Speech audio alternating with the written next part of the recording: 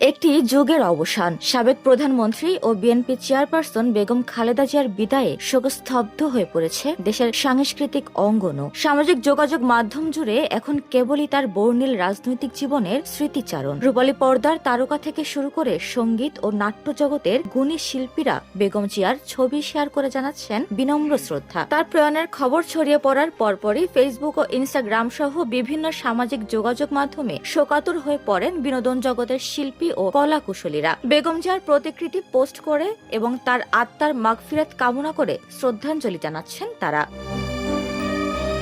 মঙ্গলবার সকালে ফেসবুক পেজে ঢালিউড মেগাস্টার সাকিব খান লেখেন, সাবেক প্রধানমন্ত্রী বেগম খালেদা জিয়ার ইন্তেকালে গভীর শোক প্রকাশ করছি। তার রুহের মাগফিরাত কামনা করছি এবং শোক সন্তপ্ত পরিবারের প্রতি সমবেদনা জানাই।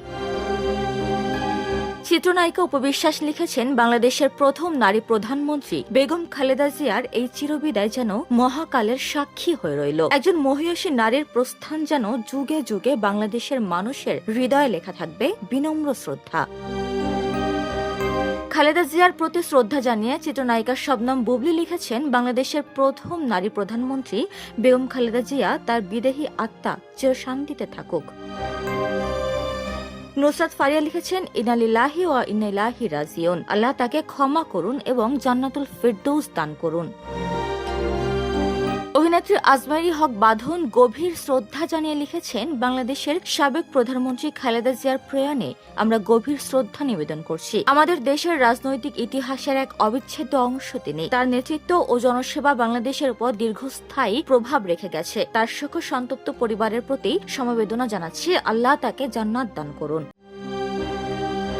সর্বশেষ নির্মাতা মাবরুর রশিদ বান্না লিখেছেন, বাংলাদেশের স্বাধীনতার সার্বভৌমত্বের প্রতীকের বিদায় আপসীর নেত্রী দেশনেত্রী বেগম খালেদা জিয়া। আল্লাহ আপনাকে জান্নাতের সর্বোচ্চ মর্যাদা দান করুন। ডেস্ক রিপোর্ট, সোনালী নিউজ।